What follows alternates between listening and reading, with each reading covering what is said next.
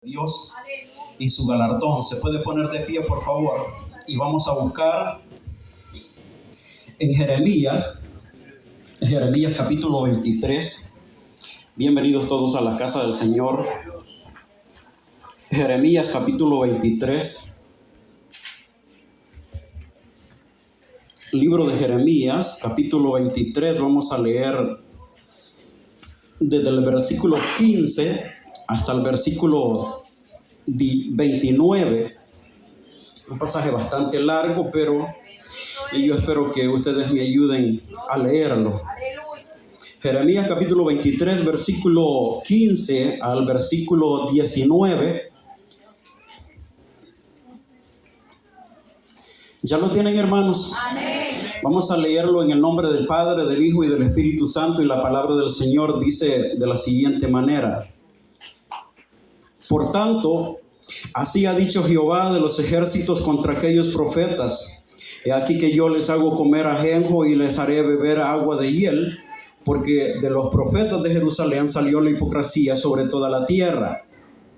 Así ha dicho Jehová de los ejércitos: No escuchéis la palabra de los profetas que os profetizan, os alimentan con vanas esperanzas, o hablan visión de su propio corazón, no de la boca de Jehová. Dicen atrevidamente a los que me irritan: Jehová dijo, paz tendréis, y a cualquiera que anda tras la obstinación de su corazón, dicen, no vendrá mal sobre vosotros. Porque ¿quién estuvo en el secreto de Jehová y vio y oyó su palabra? ¿Quién estuvo atento a su palabra y la oyó? He aquí que la tempestad de Jehová saldrá con furor, y la tempestad que está preparada caerá sobre la cabeza de los malos. No se apartará el furor de Jehová hasta que lo haya hecho, y hasta que haya cumplido los pensamientos de su corazón. En los postreros días lo entenderéis cumplidamente. No envié yo a aquellos profetas, pero ellos corrían. Yo no les hablé, mas ellos profetizaban.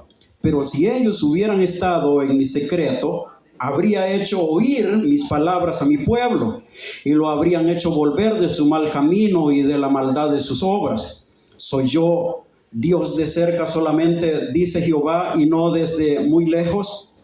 ¿Se ocultará alguno, dice Jehová, en escondrijos que yo no lo vea? ¿No lleno yo, dice Jehová, el cielo y la tierra?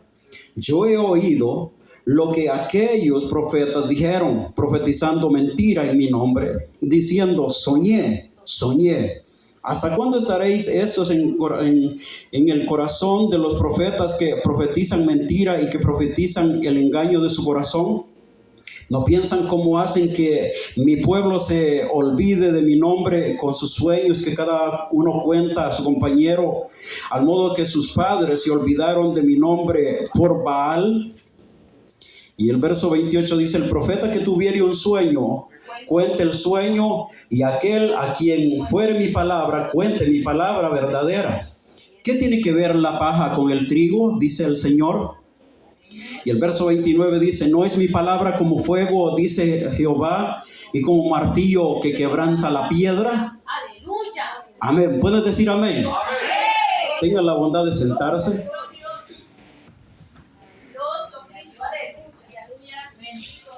El tema de la predicación se titula El remanente de Dios y su galardón. En el capítulo 23 hay dos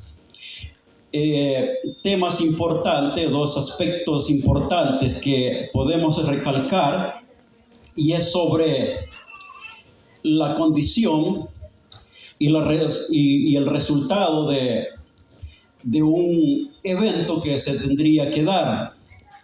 No utilizo la frase reacción porque pareciera que al leer todos los versículos del capítulo 23, no hay en ese capítulo, no hay una reacción del pueblo, sino más bien solo dos cosas que vamos a conocer en esta noche. Y una de ellas es que la razón por la que habla de un presente o de una condición sobre el pueblo de Israel es que el pueblo de Israel se había desviado de los mandamientos del Señor. El pueblo de Israel había, hermano, tomado un rumbo el cual no era la voluntad que Dios quería que ellos tomaran. Dios había elegido al pueblo de Israel con un propósito. Dios había, hermanos, elegido a Israel como su pueblo, y hasta la vez se conoce como el pueblo de Dios. Y Dios había, hermanos míos, elegido a hombres que dirigieran al pueblo en dos aspectos importantes que diríamos ven en este capítulo 23. Uno es que los sacerdotes llevaran, hermanos míos amados, al pueblo de Dios a la presencia de Dios en oración y en ayuno. Es decir, que los sacerdotes tenían una responsabilidad muy grande de poder clamar por el pueblo para que los pecados de aquellos fueran perdonados por la misericordia de Dios. Y también estaba otro grupo que eran los profetas. Los profetas eran, en otras palabras, la voz de Dios en la tierra. Es decir que, hermanos míos amados, los profetas tenían la responsabilidad de ir a consultar a Dios, y si Dios les daba un mensaje para el pueblo, que ellos pudieran regresar al pueblo y entregar el mensaje que el pueblo necesitaba, no lo que ellos querían oír, sino más bien que lo que el pueblo necesitaba, ya que Dios conoce y conocerá a perfección el pensamiento del hombre. Podríamos decir que Dios era, hermanos, el que enviaba el mensaje conociendo la situación del pueblo de Israel. Pero hay algo que vamos a ver más adelante sobre la respuesta de Dios para con el pueblo de Israel. Esa era una de las cosas que vemos en el capítulo 23, cómo el pueblo de Israel se había desviado por la, hermanos míos, diría yo, por la mala administración que, hermanos, habían decidido tener tanto los profetas como los sacerdotes. Pero también está el otro mensaje que va dentro de ese capítulo 23, y es donde Dios dice que un día Dios mismo recogerá desde todos los confines de la tierra a su remanente, a quien puso sobre la tierra, para que pudieran, hermanos, vivir una vida, hermanos, de consagración, una vida de santidad y rectitud delante de su presencia. Pero lo que quiero, hermano, darle énfasis o darle fuerza es que la condición del pueblo era evidente, era, hermanos, en otras palabras, vista en ese entonces por lo que se estaba dando. Pero en cuanto a la, hermanos, a la restauración del remanente, o mejor dicho, el tiempo en el cual el remanente de Dios iba a ser tomado, no era para aquella época, sino más bien para el reino milenial. Es algo que todavía no ha acontecido. Es decir que si hablamos de que Dios va a recoger al pueblo o al remanente que ha puesto en la tierra para que le adore, no se va a dar en los tiempos en los que estamos viviendo. Aunque vivimos en el tiempo de la gracia, no quiere decir que Dios los va a tomar hoy en el tiempo de la gracia, porque en el tiempo de la gracia lo que Dios hace es restaurar a todos aquellos que tienen una disposición de rendirse a Cristo y adorarle y glorificarle. Es decir, que Dios tiene todavía, hermanos, el llamado vigente a toda la humanidad. Es decir, que el mensaje de Dios de salvación no ha parado, no se ha detenido. Es mejor utilizamos un pasaje bíblico para argumentar, hermanos, esta verdad que es verídica, y es donde dice el profeta Jeremías que no se ha cortado el brazo de Jehová para salvar. Es decir, que la mano de Dios todavía está extendida para poder, hermanos, llamar a todo aquel que necesita de su presencia, para todo aquel que quiere venir a Él, aquel que quiere reconocer su soberanía y su grandeza. Un día, hermanos, Jeremías Jeremías, al ver toda aquella situación, se llenó, hermano, de queja, de tristeza, se sintió como desorientado, diría yo, por los versículos que veremos más adelante. Y en ese mismo instante, él, siendo un hombre de Dios, fue a quejarse delante de Dios.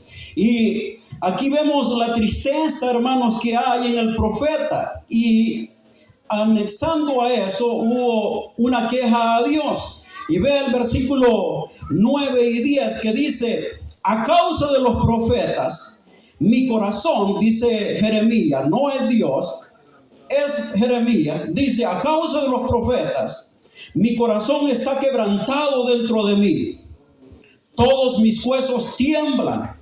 Estoy como un ebrio y como un hombre a quien dominó el vino delante de Jehová y delante de sus palabras. ¿Escuchó eso? Es decir, que Jeremías hace un lamento por todas aquellas cosas que estaban sucediendo y estaba él mirando a su alrededor. Y el otro versículo, el 10, dice: porque la tierra está llena de adúlteros, a causa de la maldición de la tierra está desierta. Los pastizales del desierto se secaron y la carrera de ella fue mala y su valentía no es recta. Es decir, hermanos, que Jeremías ve al hombre cómo actuaba diciendo que ellos eran valientes, que eran fuertes, pero él nota algo en ellos, que ellos hablaban de valentía, pero su valentía no era recta. No era recta por el hecho, hermano, de que no iban los hombres, no iban los moradores de la tierra, o no iba el pueblo de Israel a buscar la presencia de Dios. Hay un versículo que dice en Juan, el Evangelio de Juan, que el reino de los cielos se hace violento y sufre violencia, dice que el reino de los cielos sufre violencia y los valientes lo arrebatan. Es decir, que, hermanos míos, que para estar en esta senda del evangelio se necesita valentía, se necesita valor, se necesita convicción. Hermanos, para estar en esto del camino del Señor se necesita tener una buena decisión, tener carácter, tener, hermanos, la certeza de que hemos creído en un Dios que no se ve, pero es un Dios real, que es un Dios poderoso, que es capaz de sacarlo de cualquier situación de la que estamos viviendo y cambiarlos. En el verso 11 al 16, después de que Dios escucha la queja de Jeremías, vemos cómo reacciona Dios y dicta una sentencia, dicta un juicio sobre los hijos de desobediencia.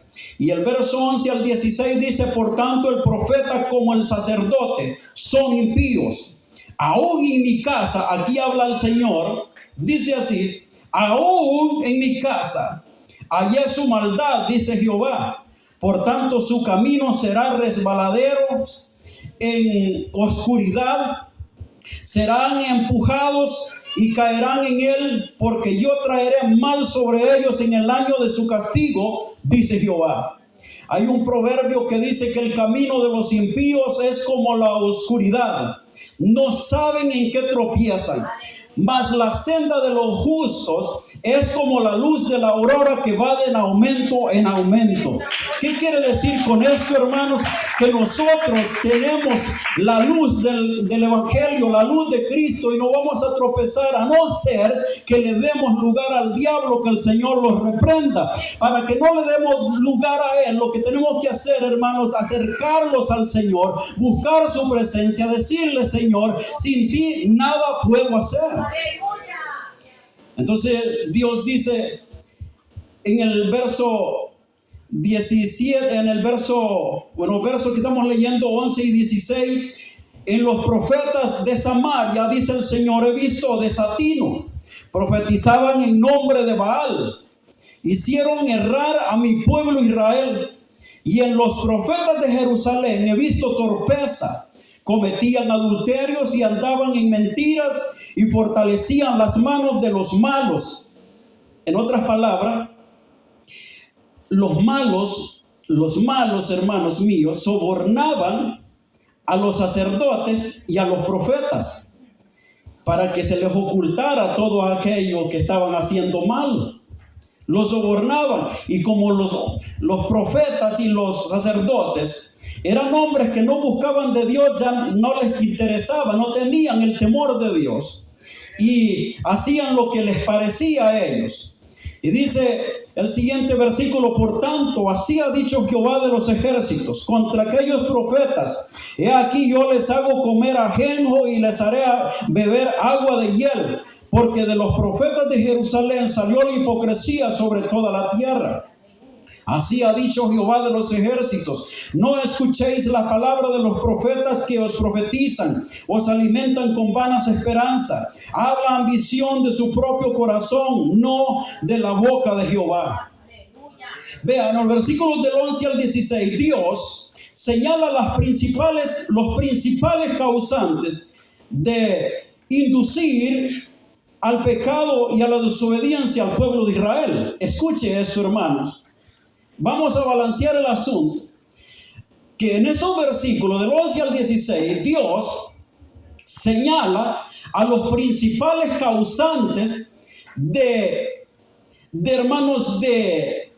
influenciar al pueblo a hacer lo malo. Y eran los sacerdotes y los profetas. Pero ojo con esto: el hecho de que los profetas y los hermanos sacerdotes eran los que seducían al pueblo, no se puede dejar impune a un pueblo que se saciaba del pecado y le gustaba vivir en el libertinaje de la vida. Y ese era uno de los problemas graves.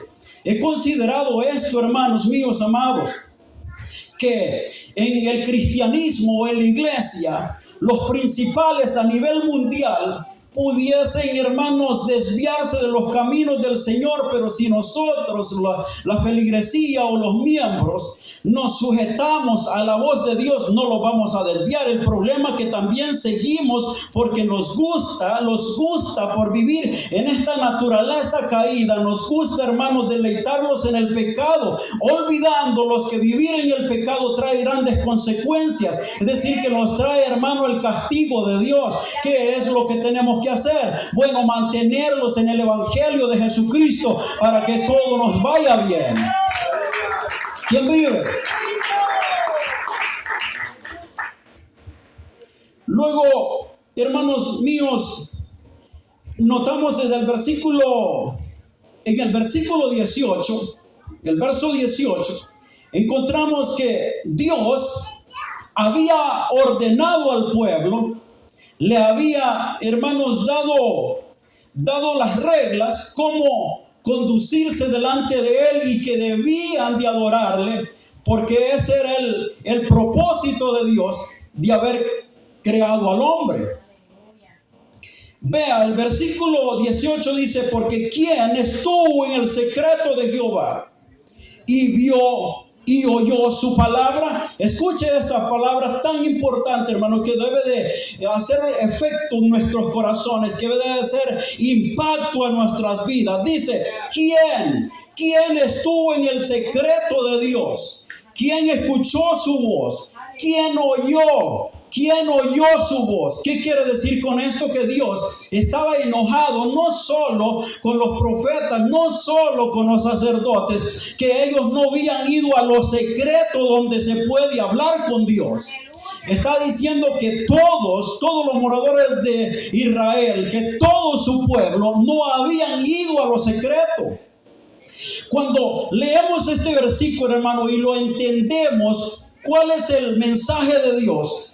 Vamos a, hermanos, a preguntarnos a nosotros mismos: ¿Qué tengo que hacer yo si mis superiores no van a los secretos de Dios? Bueno, una de las respuestas que yo podría tener es esta, hermanos míos. Si el diácono no va a los secretos de Dios, yo debo de ir a los secretos de Dios. Si la profetisa no va a los secretos de Dios, yo debo de ir a los secretos de Dios. Si el diácono no va a los secretos de Dios, yo debo de ir a los secretos de Dios. Si la iglesia, los demás hermanos no van a los secretos de Dios, yo debo de ir a los secretos de Dios, porque es ahí donde Dios quiere revelarlo, donde Dios quiere hablarlo, donde Dios quiere decirnos qué es lo que tenemos que hacer. Y esto nos cuesta, ir a los secretos. Los gusta, hermano, los gusta la tarima. Ayer me encontré con alguien